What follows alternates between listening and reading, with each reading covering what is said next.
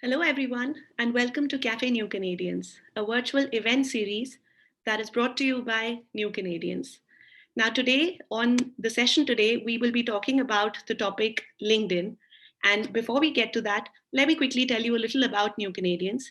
It's a TV and web based show that connects newcomers to valuable information on immigration, settlement, education, employment, and entrepreneurship, everything in Canada that can be useful to newcomers. You can watch us on Omni TV. That's where we air our episodes every week. You can also check us out on YouTube, on our YouTube channel. And at the same time, you can watch our content on our website as well. For today's session, I'm your host, Shruti Dargan, and I'm pleased to welcome our guest speaker, career and LinkedIn specialist, Shelly Elsinger. And she would be talking about everything related to LinkedIn. How is it that you can use LinkedIn, the platform, to basically maximize your professional success? Welcome, Shelly.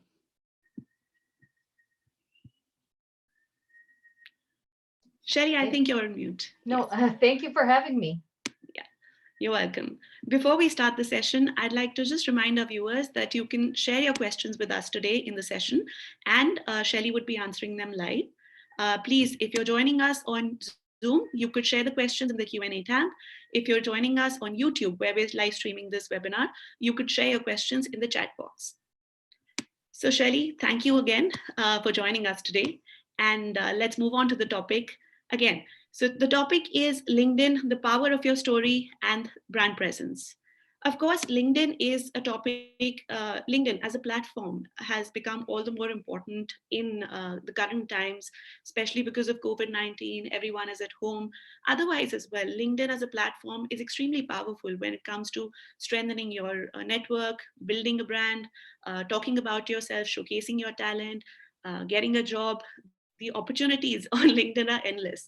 So why don't we start with why exactly do you think is LinkedIn so important for newcomers and everyone that's there on the platform? So I think LinkedIn is generally important, especially right now because we're depending a lot on our online community. A lot of interviews, a lot of networking, a lot of connections are being made virtually. So, our online community was there before the pandemic. It's there during the pandemic, and it will be there for us after the pandemic. So just in the last couple of months, since we've gone into isolation, LinkedIn's numbers have risen by about a good 40,000 people. So it just goes to show you that, well, first of all, the power of the network, but also the power of the network when we are dealing with such an uncertain time. And I know that for myself, who's somebody who's a very much a networker and a community person, I have to say that my LinkedIn community has been a big part of getting me through this pandemic.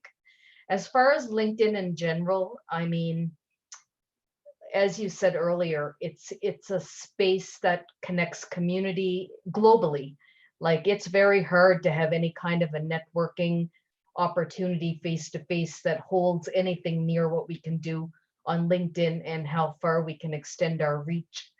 Um, all of I would say 94% of employers are actually, and recruiters are actually going to LinkedIn first. And you may never know because they use what is called LinkedIn Recruiter, and that allows them to see any online and open profiles. So even if you think that they're judging you mainly on your resume and your cover letter and whatever else you may have to send in for an application, they've actually been checking you out online first and you may not even know. But that's the beauty in LinkedIn because it allows them the opportunity to get to know you in a broader sense than a resume will ever be able to do. So that's why it's so powerful. And I just think in networking in general, when we learn how to network online, that will be able to build our community far and wide. Thank you for that. Definitely. Now, LinkedIn is also a social media platform, essentially. What, according to you, distinguishes it from, say, the other social media platforms like Twitter, Facebook, Instagram? Of course, Twitter and Instagram are very different. But say Facebook. Facebook also is something that a lot of people use to talk about their professional abilities and, or at least market their brand. But why do you think would LinkedIn be more helpful in general over, say, another platform? So I think Twitter and Facebook and even Instagram are really great ways to be social with companies, like in the sense of getting to know them on a more personal level. But LinkedIn is the only professional platform. There's a professional component attached to LinkedIn that doesn't exist in the other platforms. So basically on LinkedIn, you're telling your professional story.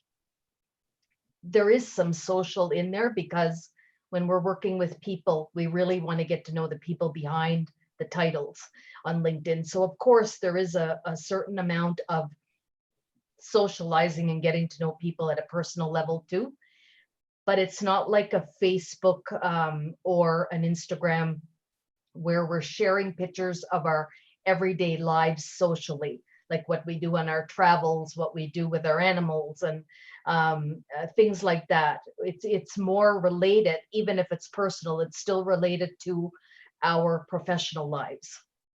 Yes, just what you said. I mean, I have noticed that on LinkedIn, of course, people draw from their personal lives but share, say, motivational, inspirational messages using parts of their personal life. Yeah. And that's something that's definitely a hit. And specifically in the current times, it's that little boost of positivity and motivation that I think keeps you going. Well, I think it's so important to get to know people. That's how we stand out. That's how we develop our own niche. That's how we get people to recognize our own brands. So it's really, really important. Definitely. And could you tell us a little more before we move on? Could you tell us a little more about, say, some numbers related to LinkedIn, or like what exactly attributes to or contributes to the popularity of LinkedIn in general?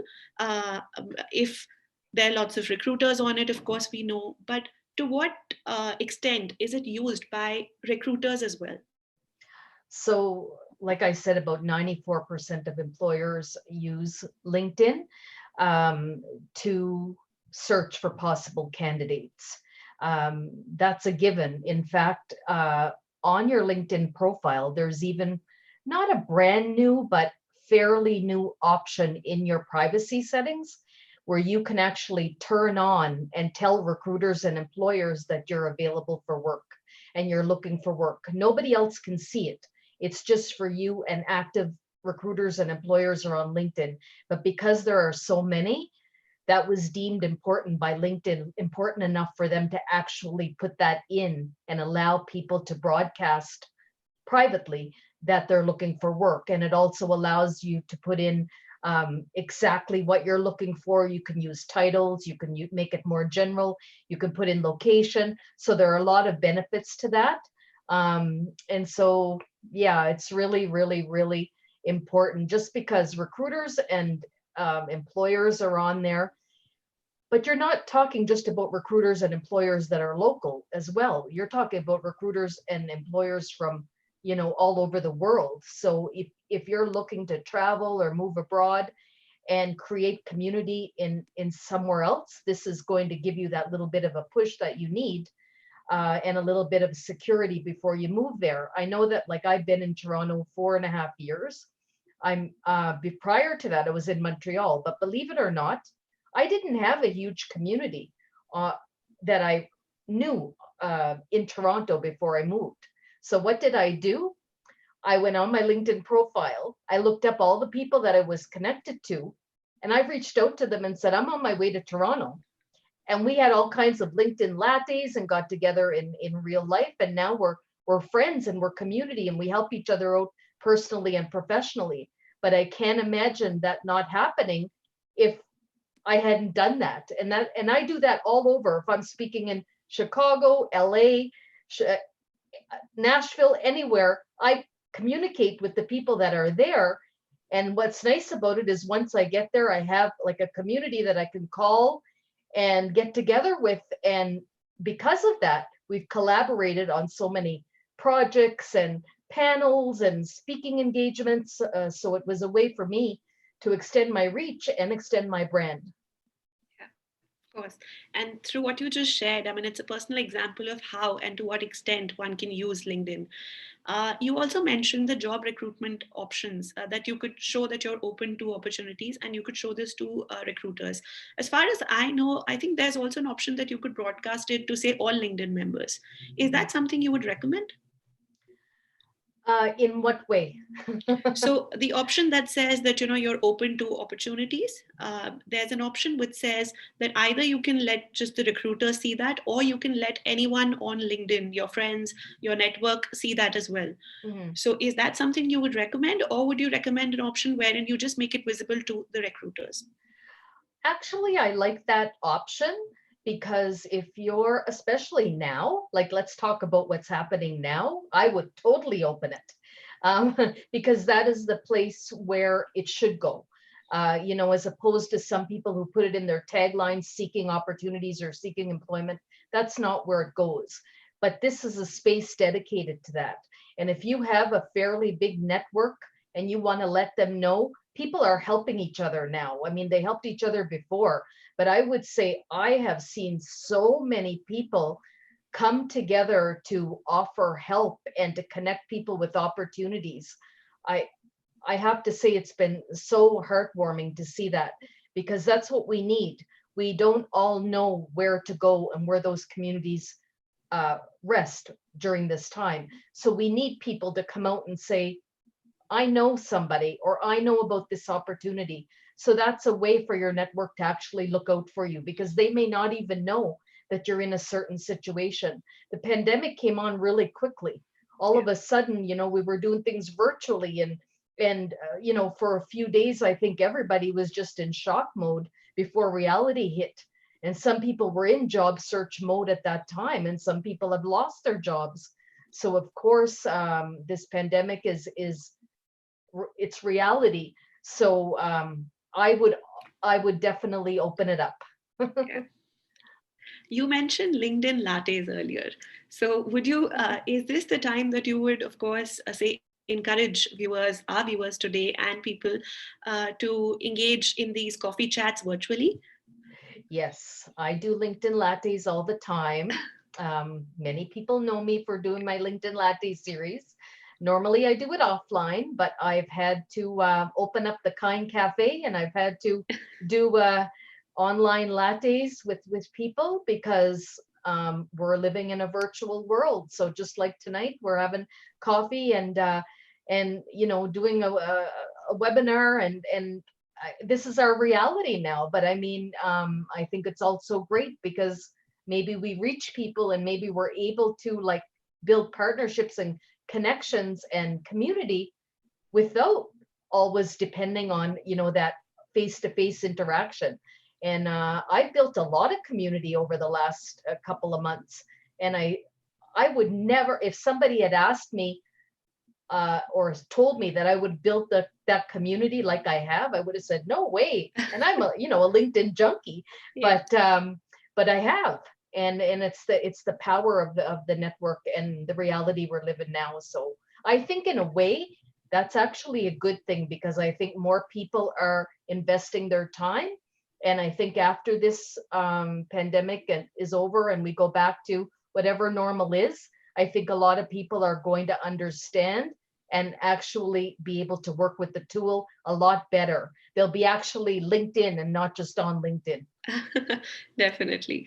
We've actually got a few questions coming in already, but before we start taking them, let's talk a little about how is it that one can, use the platform. Now, we've talked about the importance, definitely. You've highlighted why it's really relevant. But how can one use the platform in a personal way to market themselves to the world? Okay, so your LinkedIn profile is your story. Everybody has an opportunity to have a space on LinkedIn. Once you start building your story, you start navigating and building community. You own that space, it belongs to you. So you can write, you can post, you can share events, you could share some of the accolades that you've received.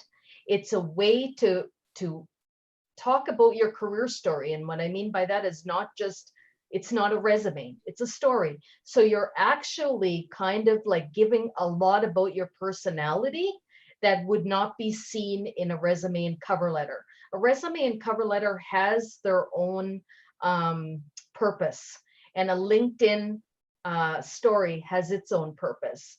And even though they support each other, they're very different. And now it's not just about the skills that you have that make you really great for a certain position, or great for a culture, or great for a company or an industry. It's really important that people get to know you, because one person may fit with that culture and another person may not fit with that culture. Somebody may have a personality that an employer would connect with, and somebody may not, but they may have the same skills and qualifications. So LinkedIn is really about connecting beyond what we see in a job, in a posting for a job, what the qualifications are needed. It goes beyond that. So that's why LinkedIn is important, because right now we're in 2020, we're moving into the future of work.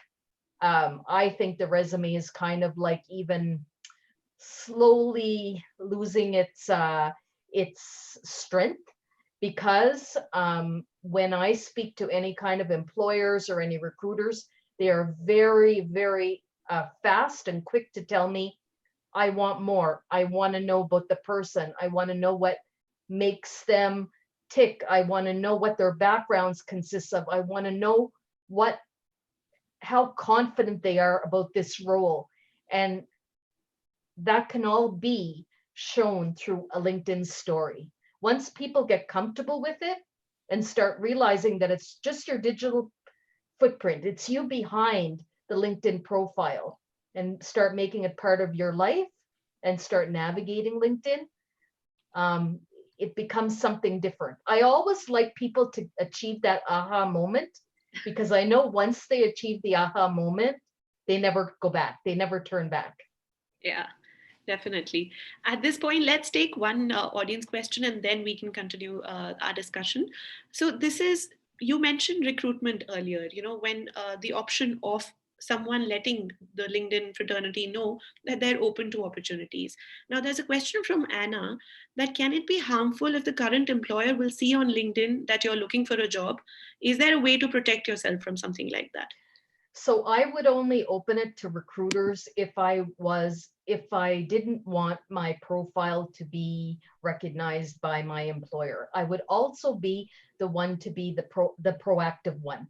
What I mean by that is, instead of using LinkedIn and saying I'm, within the story that you're looking for an opportunity in this, you're going to showcase all of your attributes for that job. You're going to create a story that's going to be one for an employer or recruiter, a targeted employer or recruiter to read, but you're going to be the one to reach out, because you're not going to design it in a way that shows that you are looking for employment or hoping somebody to come your way. You're going to design it to showcase your profile and what you have to offer and what you do well, but then you're going to be the one who reaches out.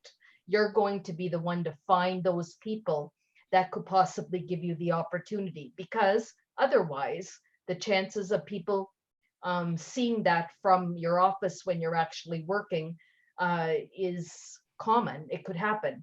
There's nothing to protect it. Definitely. So while we're talking about jobs, there's another question here which says that if someone in my network knows of a vacancy and manages to get me the job, would other colleagues view the manager as using his position to recruit his favorite? Okay, so we're talking about the manager who actually hires you?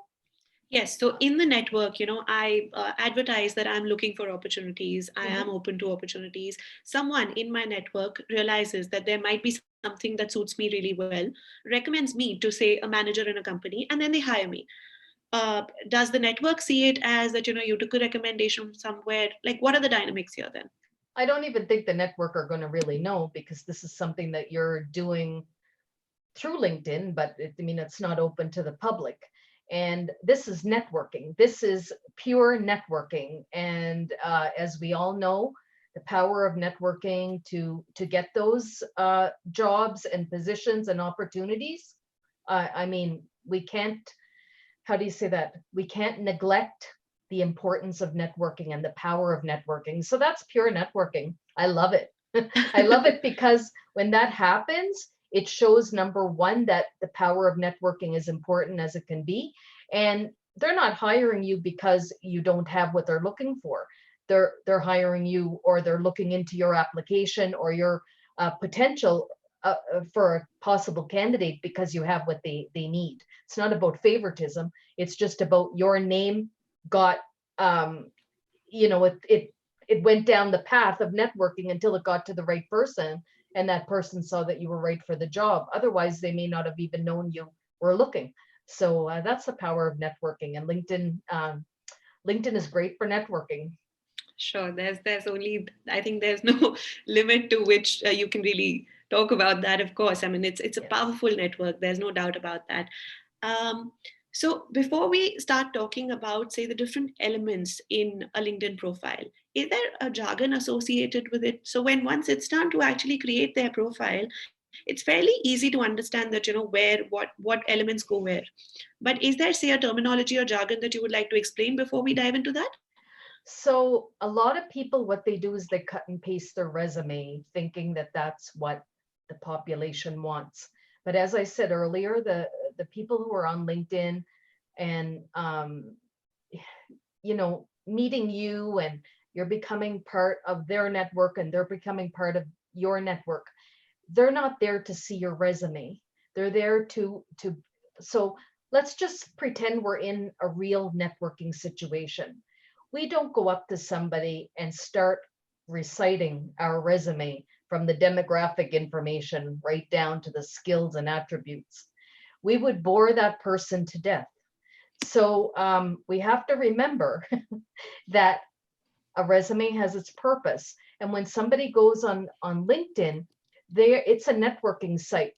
So just like a regular networking site, we have to catch their attention, keep their attention, and create conversation. It's online, it's a little bit different, but we still have to remember that it's about creating connection. So that is why when people actually just take their resume and cut and paste, they normally don't have success. Um, yeah, they don't have the kind of success they want. We've got several questions pouring in on Zoom as well as on YouTube, where we're live streaming this. So Okay. I would encourage everybody else also to keep posting their questions here. At one point or the other, we'll try and take as many as possible. We can definitely try and take some right away.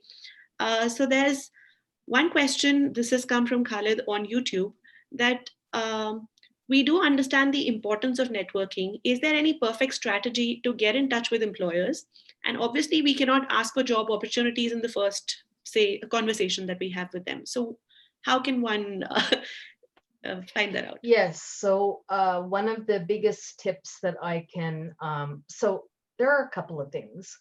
Um, One thing, personalize everything. Personalize all of your connection requests.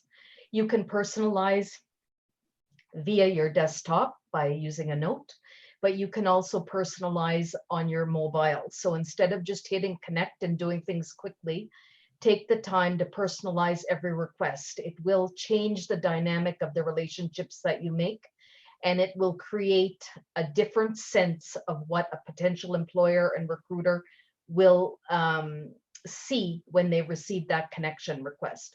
I know a lot of people, even myself, I have to be honest, I'm not really somebody who at this point in the game wants to just, I'm not about numbers. I'm really about quality connections.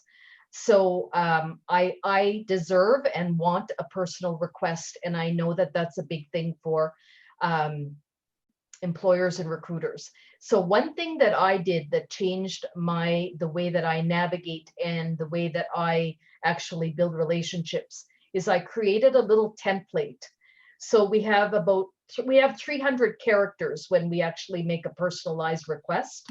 So what I did was the first two lines, I actually, every time I make a connection request, I actually change those two lines. If I met somebody or we know some people in common, I'll mention that. And then I have about 3 or 4 points of things that represent my background and represent my knowledge. So it's actually, without asking them anything, I'm actually presenting myself. I'm actually helping to showcase my personal brand and my niche by doing that. And I use that pretty much all the time, change it up a little bit, but that has changed the way that I have built relationships, because it shows I'm confident, and it also shows that I believe in what I'm showcasing, but it's still personal, personal enough to make that connection with the person. So personalizing everything is truly important. I can't, say that enough. It's truly important. So not asking for a favor right off. I often get requests to look at their resume, to look at their LinkedIn profile, to connect and endorse them. I mean, this is immediate. If you want to know one way that actually discourages people from connecting, it's that, because we have to build trust first. So when we come in with a favor, it actually puts the people on the receiving end in a very uncomfortable place, because we don't know you. We're not going to jeopardize our own reputation. We need to build that trust with you. So begin a relationship, once you connect, or even if you don't connect, maybe follow the person first, get to know the person. If they are writing about something, comment on it, get to know them. And then if you actually send a connection request, you can make a comment about what they have posted or some of the information that they've given, or maybe an article that they wrote. And then they appreciate, because they know that you're not there just to connect with them for something.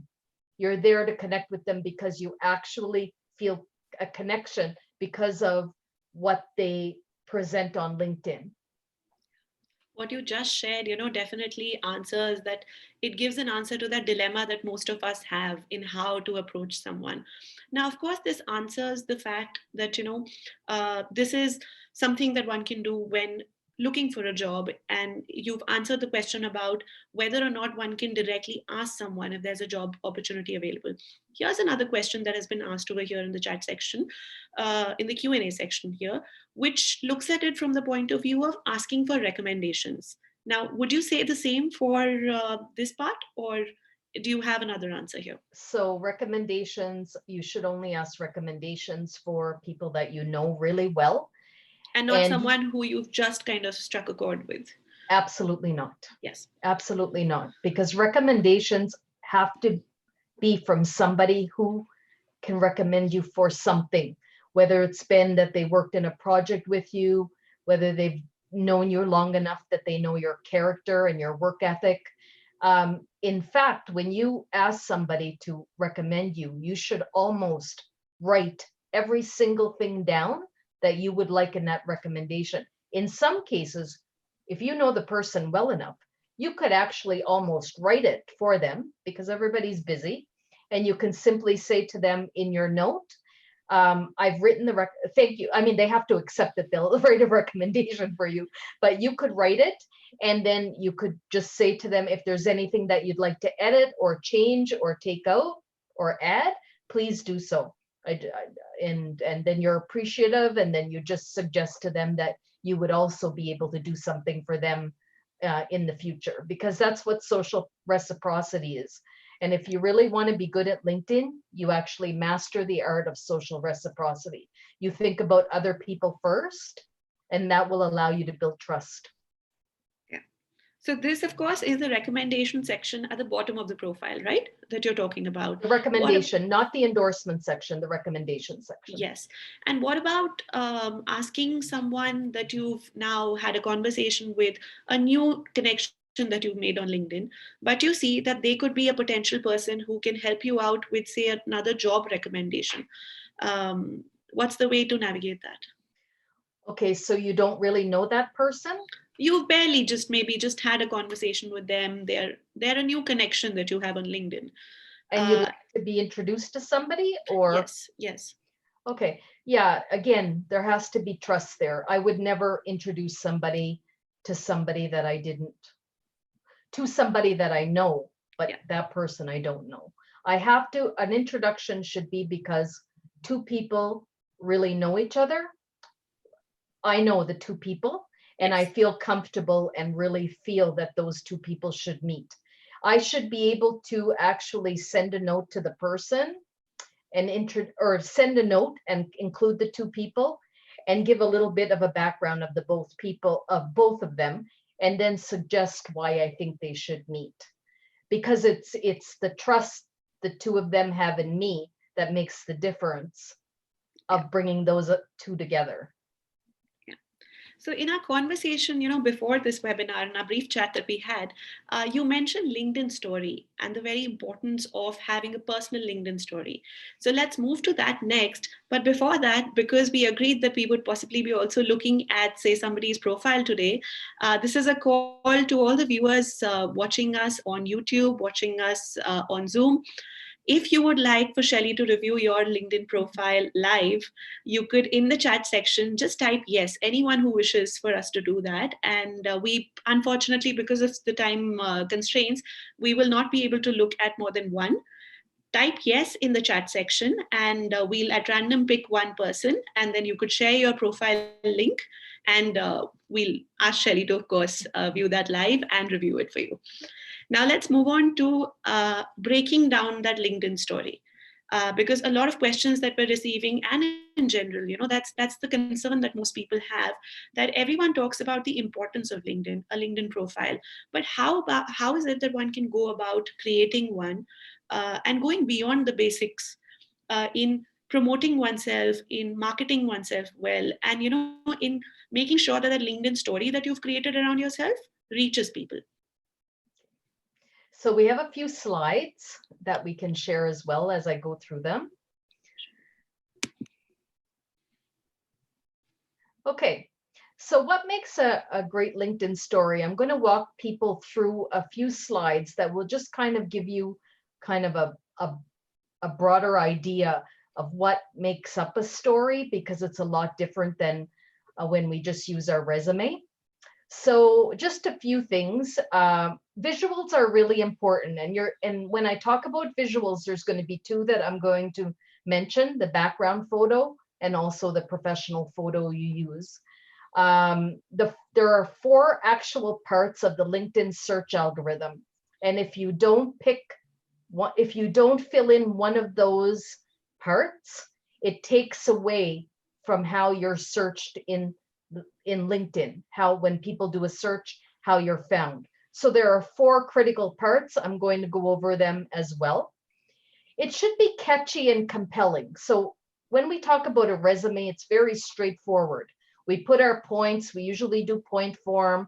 It's not really engaging. It's really hard to talk about our like showcase our personality. On LinkedIn, your personality should shine. That should be one of the things that comes out the most. Write in first person. So you will see some people that will write in third person, and it's just because they have not been trained. This is your space. This is your story. So it's okay to use pronouns. It's okay to use I. Embrace that space, own that space. And if you just see third person, it just means either that they weren't trained, or they thought that it would, somebody else wrote it for them and they wanted to reflect that, but it's really your own story. Sprinkle keywords throughout your story. So one of the ways that you can do that is go to a job posting that may be important, especially if you're a job seeker. Go to a couple of job postings, find out some keywords. Make sure those keywords are sprinkled throughout those four parts. And I'm going to talk about the four parts after this slide. But make sure that they're sprinkled. Don't overdo it. You don't have to overdo it. You just have to make sure that in those 4 areas that some um, key and important words are sprinkled throughout. Think of differentiation. What differentiates you? What makes you, because there's a lot of competition, whether it's offline or online. We all have people that are competing for the same jobs we are. So how do we differentiate ourselves? What is our niche? How do we make sure that people get to know us and some of the great things that we've done in our lives? So that's really important to think about how our stories can stand out. Make sure it's current and a story of where you want to go, no, not a story in the past. So you can talk about your past, obviously, as a way to support your future goals. But LinkedIn is about where you want to go, where you want to advance, how the next phase, or what you're good at currently. So don't stick too much to the past and don't make your story about your past. Just use your story, the past, to help create it, to help support it. But it's not the main, it's not the story that is current. It's the story that's current that you're going to want to do that. I think there was one we missed. Oh, and LinkedIn is about the person behind the title. So it's really, really very important to think about that, because a lot of people think, a lot about their titles, and titles are great, but often titles don't make the difference when somebody is deciding to want to get to know somebody more. The title usually doesn't have a lot of weight, because if you have 2 people and you connect with somebody personally, that's going to make the difference in whether you actually select that person or not. It's like my dentist. My dentist called me today just to see how I was. And I picked that dentist because of her personality, totally because she is a good person and I have gotten to know her. She checks in on me, even through COVID. She's calling to see how I am. So I picked the same kind of people on LinkedIn. So really, really important. Okay. So if I were to ask the people that are listening, how many people have the blue background on their LinkedIn profile or their LinkedIn story? I would beg to think that, or I would think that a lot of people would say yes. Well, you might put your hand up just halfway, but a lot of people would say yes. And I think I'm guilty of this too. I know. I visited your profile before we came on. So a lot of people just simply use, and we call this the default life. So LinkedIn has given us a lot of defaults when we don't customize them, and this is one of them.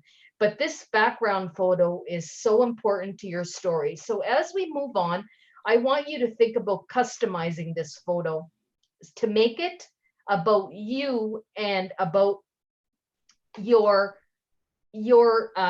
industry that you want to go into, what you want to do. And I'll just mention something before we go on, but that background photo, it can be you in action. It can show a picture that relates to your industry. It could show you, it could have your logo and your tagline if you have a company. There are so many things that you can do with this. And I love using canva.com, CANVA, because it's a free resource and you can do so much with it. You can combine photos. And I'll tell you, my photo, I do it myself because I change it often. So I use Canva, and I am not a graphic designer in any way, shape, or form. So just to let you know, you can use it too, and you can have a great background photo. Think about it as the cover of the story that you're going to tell, the most important story of you, your career story. Okay, so then we come to the first part, and there'll be a little test later, but the first part of the LinkedIn algorithm, which is your tagline. I like to call it a branding statement, but you will hear tagline. So but I really think about it as a branding statement. A lot of people don't take advantage of this section, but it's actually the very first part of the algorithm, but it also follows you. So when somebody is going to connect with you, they see this branding statement. So it is so critical to have something that is catchy and compelling, as opposed to just having something general. Like, for example, your title, because nobody searches a title, they search keywords. You can have your title in there as part of it if you like, but there are many different ways, and I'm going to show you a few examples just to kind of get your ideas swirling in your head for your own, because it's such once you do that, it kind of opens up and helps you to develop your story in the about section. It opens it up. So make it compelling. Think about your unique value proposition. What do you have to offer? What can you solve? When somebody is looking for somebody, it's because they have an opening. There's a gap. So if you can fill that gap, then you may answer what they're looking for. And that's a great way to bring people together. So think of functional words. So it's a combination of the catchy and compelling and the keywords that we need to make that SEO work. So it's like combining the both. So let's take a look at a few. Career and job search coach. I help you navigate change and stand out to get hired. Career clarity, my marketability. So this is a person who's a coach, but she specifically says what she's going to do. So if somebody were in need of a coach to help them, she tells you exactly what she's going to do. She's going to give you career clarity, and our hashtag is my marketability. And we all know that hashtags are now important on LinkedIn. You can follow hashtags, you can create your own hashtags, and you can ask people to follow your own hashtags. So it's really a great way to kind of get recognized and get your articles or your posts or even your reach. It extends all of that. So let's look at a few more. I turn executives into video creators that generate revenue on LinkedIn. Marketing, social selling, public speaker.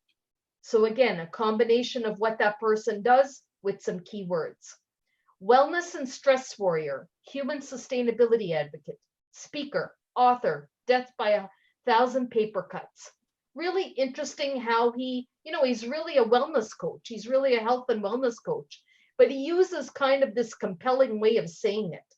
Like somebody else wouldn't say that. And then you really want to dig in. What does he mean by a stress warrior? And I want to connect with him because maybe he can lower my stress through this time of uncertainty.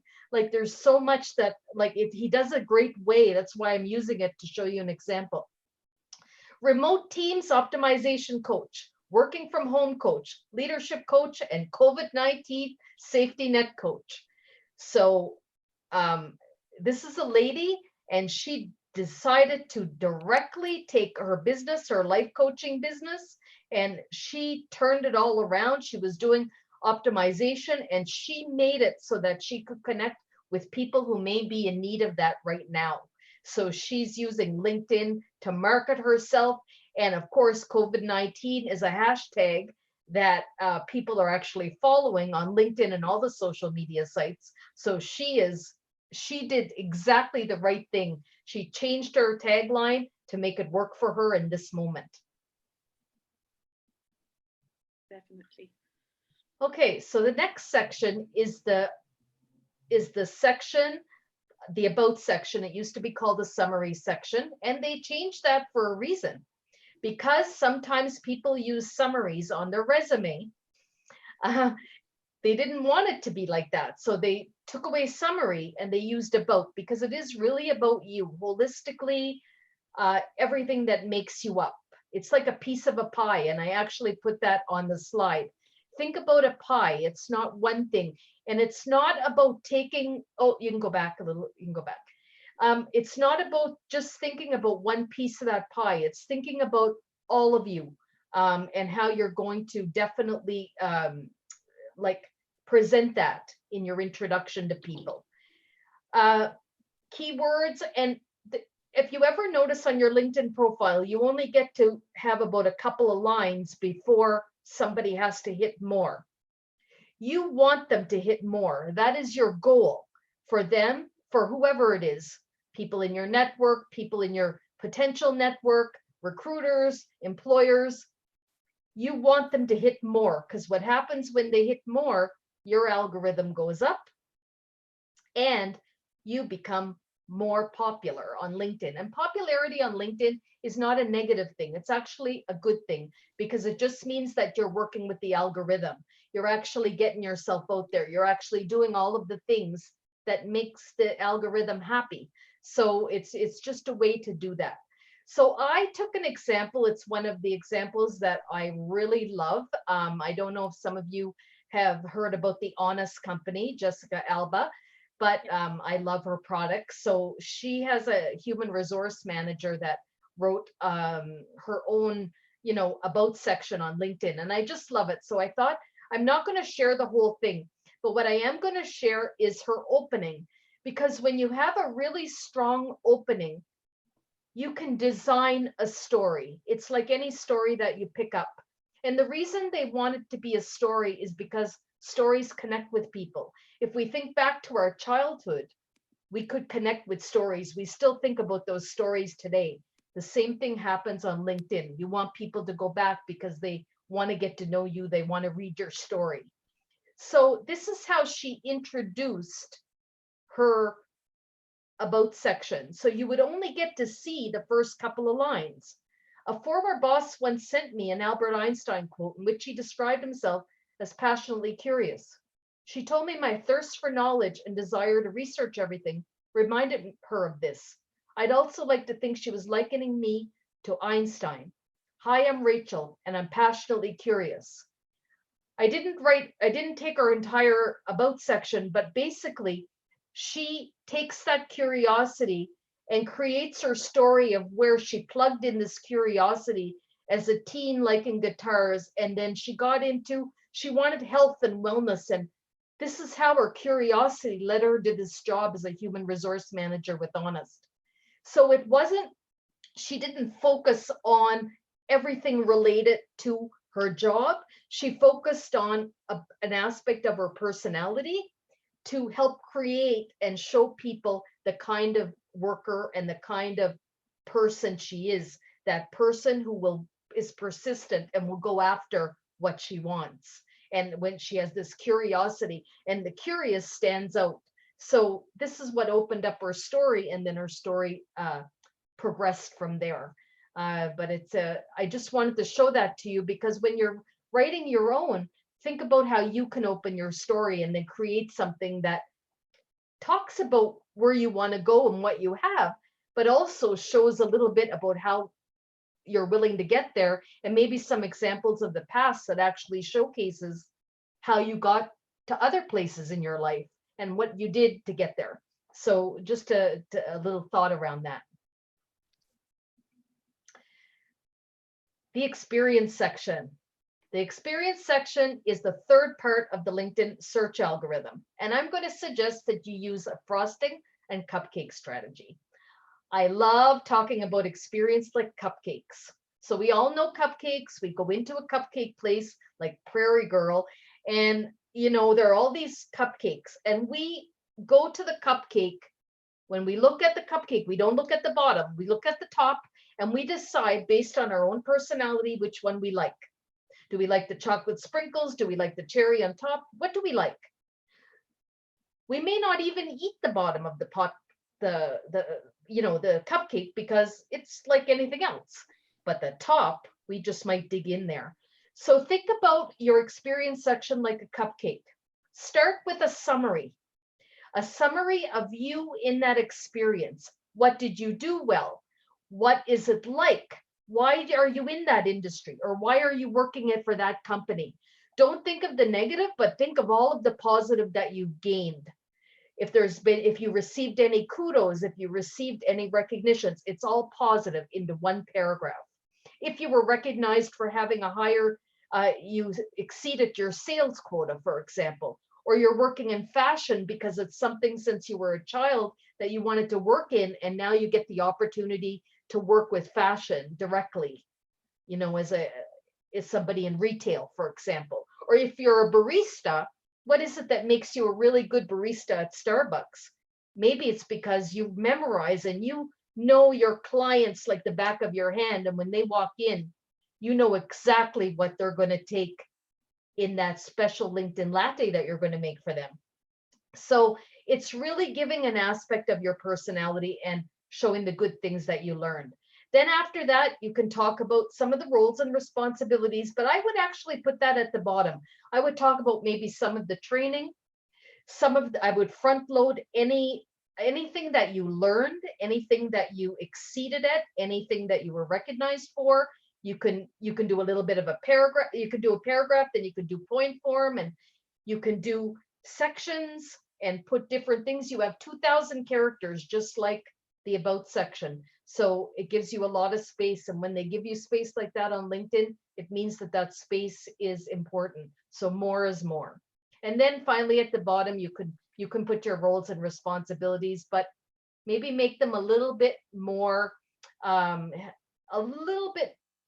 detailed than you would on your resume.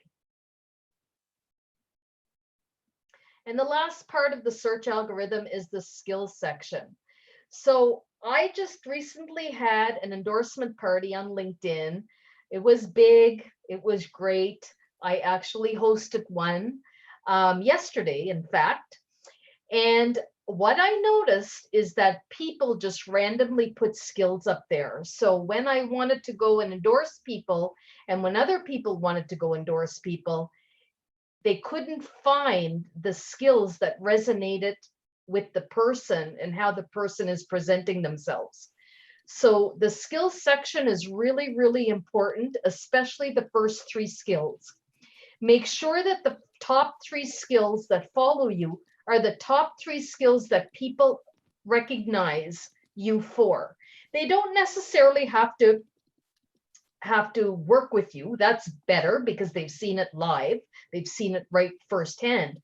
But once you get to know people, like I'll give you an example of me. I've been a LinkedIn trainer now. It was 10 years in April.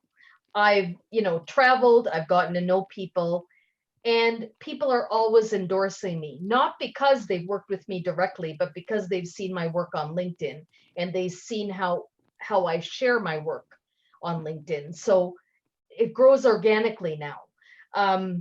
But it takes 99 to make you an expert in that skill area. So number 1, you want to make sure that those top 3 skills are the skills that resonate the most with you, the skills that you want to be recognized for.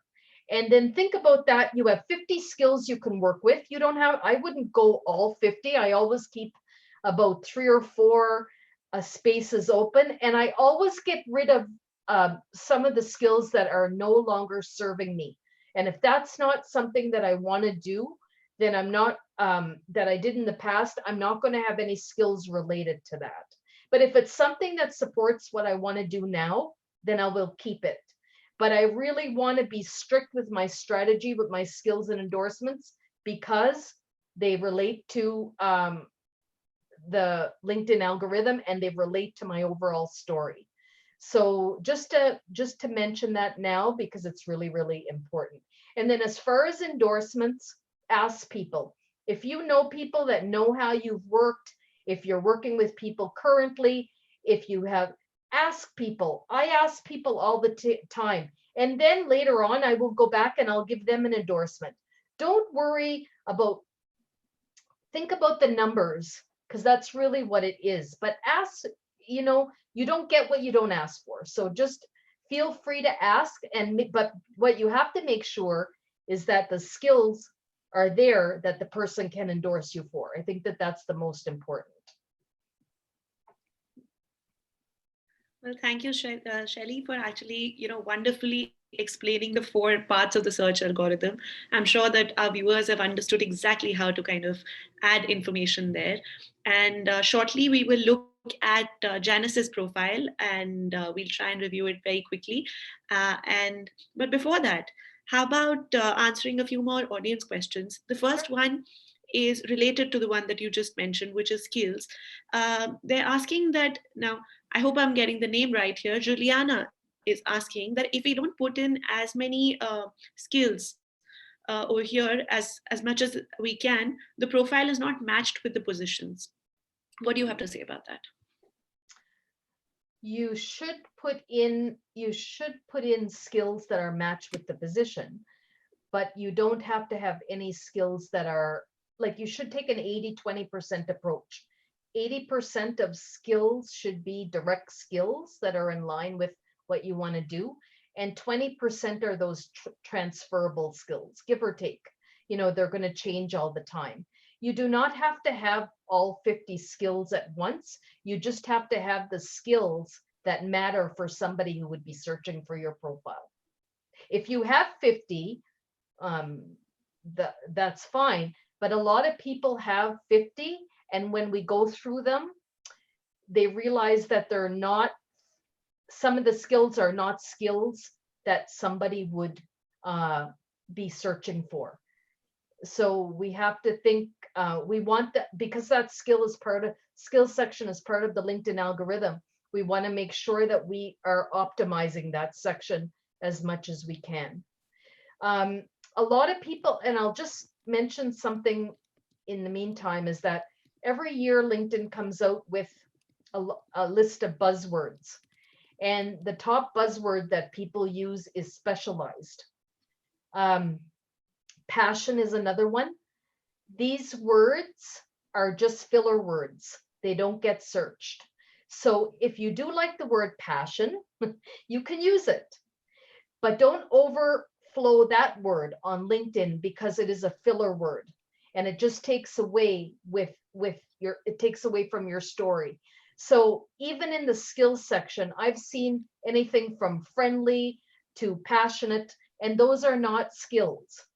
So really use that section. It was there to showcase your actual skills that would be needed for you to get a job or for you to advance within your current job.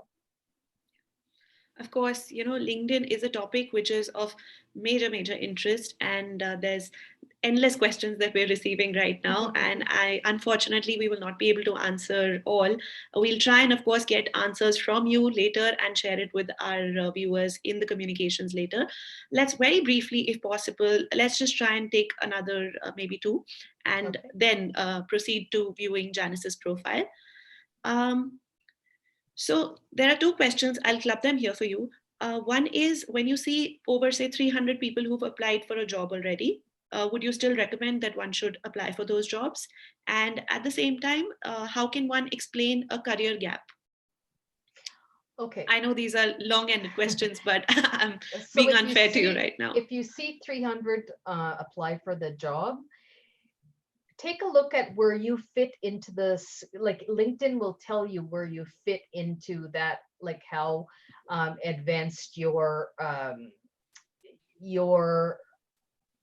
story is in relation to that job, because they pull from your profile and they pull, when you're on there. So see where you sit. If you have a 10%, then that might indicate that you may not have like a fighting chance, right? But if you have anything over 60 or 70% in terms of the skills and the qualifications, then of course I would apply, because you don't know who those 300 people are. And you have, after you hit the 70% mark, you have a really strong application.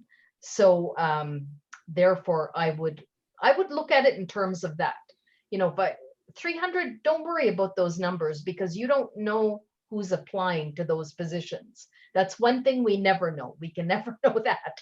We might want to know it, but we can never know it. So we just have to kind of feel really confident about our own application, make sure our link, and that if you're applying via LinkedIn, that they are going to look at your LinkedIn profile first. So my biggest suggestion is make sure that your LinkedIn profile is built before you start applying for jobs on LinkedIn. Make sure it's optimized, because otherwise it can take away from your credibility. And then if they want to go any further, they're not going to be so eager to go further. They're probably going to stop there because they know that you're not taking um, that option of actually building your profile. You're not taking it seriously. Yeah. And what about the one how can one explain a career gap? Oh, so LinkedIn is not, because it's not your resume, you have you showcase what you want. So there are two ways to do it. In terms of your experience section, you don't even have to actually put dates, specific dates. You can take things out because if, for example, I was a teacher in the past, but I no longer want to showcase that because I'm now a career coach and a LinkedIn trainer, I might decide to take that out. But that's a big chunk of my career, right? I was a professor for like 10 years. But it has nothing to do with what I'm showcasing now. So remember that LinkedIn is my story, my current story. So there are many different ways that you can, you don't have to you don't have to explain the gap. You may have to explain it a little bit better in your resume because that's where they look at the chronological order of things. But for LinkedIn, it's a little bit different. And if you did have a gap and you want to explain it, maybe there's something you did, a reason in your gap that you can somehow um, acknowledge in the story that you built. And maybe there was something about that gap that actually helped you, because we all have a gap here and there, or at least some of us do. So how can we make that gap work for us within our story? But in terms of the experience section, you have a choice of what you want to put in there. You don't have, because it's not your resume. Definitely. You get to And control your own yeah, story and you get to write it. So that's what's cool about it. yes. How about we look at Janice's profile now? Now, I understand, of course, reviewing a profile is a lengthy process. It might just take a lot of time. But if very briefly, can we just, let her know if there are any big mistakes that she's been making in a profile or what works for her? Okay, so I'll just mention some of the biggies. So the background photo is living the default life. So right away that stands out, especially for somebody who knows that, is using LinkedIn regularly and knows that it's so alike like some other people. It just makes you like fit in as opposed to stand out, and nobody can tell from the background what you're doing. Um, in your name section, you have certified Scrum Master, and that's not where you're supposed to have it. In fact, your name, it's against the LinkedIn rules to have anything but your name. You could put SMC if you wanted, if that stood out, but as terms of writing out certified Scrum Master SMC, it's too much, and it actually takes away from you being found in search results. So I would just put my name there. If you want to put SMC, you can, but a lot of people put way too much in that name category. And if you look at LinkedIn's rules and regulations, they basically tell you that space is just for the name because that allows you to be found. It goes with the algorithm. So IT project manager, business transformation, CRM, core banking expert, open to new opportunities. So again, I wouldn't put open to new opportunities in my tagline. This is where I'd put SMC, certified Scrum Master. The open to new opportunities, I would definitely put within my about section. And again, yeah, that would be part of my about section at the end. So what I would do in my about, so okay, again, you're writing Janice, you're speaking about somebody, so you're writing it in third person. You have to own it. So Janice has vast experience in solution, business reengineering, IT transformation, project management, and banking. So it's just an exhausting list of everything you do with keywords, and that's not what your about story is. So if you compare that opening with the opening that I gave before, this is just like kind of you talking about every single thing that you know what to do. Whereas, so it's not a story, it's just basically word after word after word. Whereas what I would do is I would take those keywords and somewhere in my about section, I could put specialties, and then I could put those down at the bottom of my about section. But I would not start off with that. Again, I would start off by having some kind of opener, because right now it's just all about words and words and words and words. And these words are going to show up in your skills section. But what about these words? How did they come about? How did you become how did you become an expert in a certain area? What is it that makes you you? So it's really hard to set.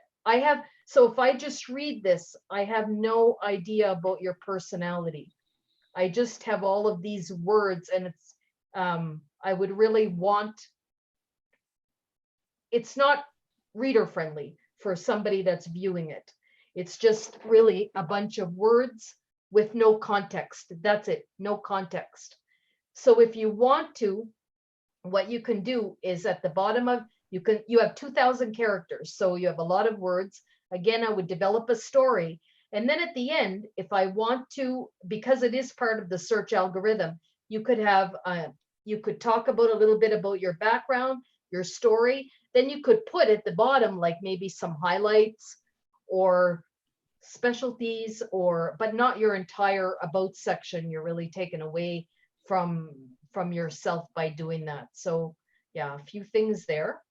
Now, at the bottom of your about section, this is where you could say something like open to networking and meeting new connections, and currently looking for an opportunity in, I don't know, I'll just use the banking section or whatever it is, and definitely hope to meet people in that sector and get to know you more, or something like that. It's like what we call a call to action. So this is where, if you really wanted to put out that you were looking for a job, you could put it there.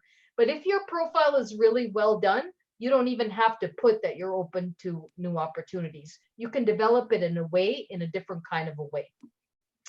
Okay. So the experience section, it's the same. It's just keywords. So again, there's no context to the actual, like, it doesn't bring out your personality. It's again just words, words related to your industry. They're important words, but there's no context to tell us more about your personality. For your education, so education is an anchor link. So I'm not sure if any of these educational institutions have a company page, but if they do, you can connect them so their logo will show up, and that just adds credibility to your profile. But also in those sections, each one, you have the opportunity, there's a section for a description. So if there were things that you did well, or you stood out, or you got an award, or anything like that, you can put in this section to make it more robust. Oh, you're doing LinkedIn Learning. That's a good thing. And skills and endorsements. So you have consulting, business analysis, and software project management. So I guess, I mean, I don't know there's a lot of words there, so I have no idea what words matter the most to you, what skills matter the most. But again, you would have to look at that. So the last recommendation that you got was 2017. So now that's about, over 3 years ago.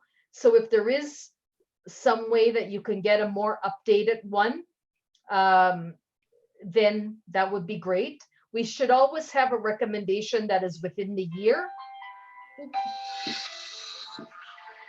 Oh my God, I'm sorry. Sorry.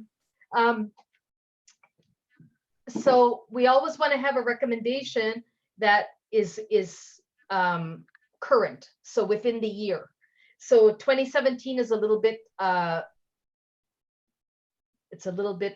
it's 3 years ago. So if you can get a recommendation that is much more current, that would be beneficial.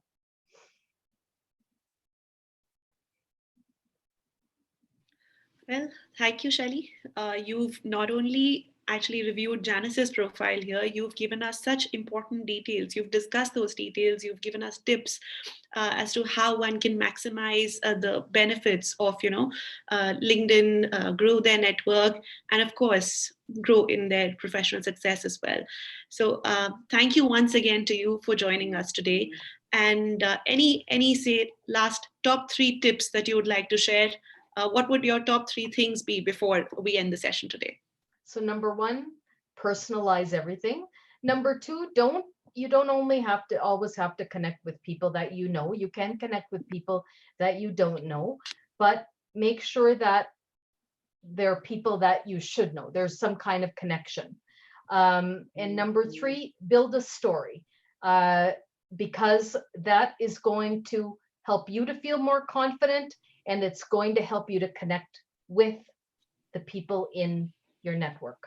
It's going to allow you to be much more effective. Thank you once again to you for joining us today, for sharing these wonderful insights with everyone.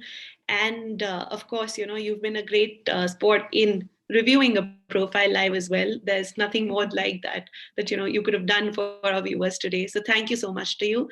And thank you to our viewers again for being so patient. We've gone a little beyond what we had planned, but it's definitely been all very fruitful. On your screens, you can see Shelley's website. You can check it out for more tips. You can check it out to know exactly what she does and gain more from her work.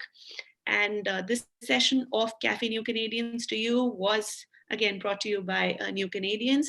You can connect with us on social media. You can follow us on our different channels: Facebook, Twitter, Instagram, LinkedIn, and Telegram as well. Another way to stay connected with us is for you to subscribe to our newsletter, and that way you can get exactly the content that we keep sharing every month directly in your inbox. So please subscribe to it.